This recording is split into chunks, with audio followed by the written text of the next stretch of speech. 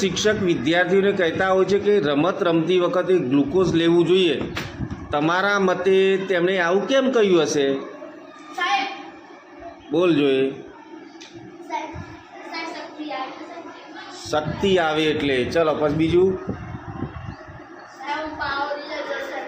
શું વધી જાય? પાવર વધી જાય.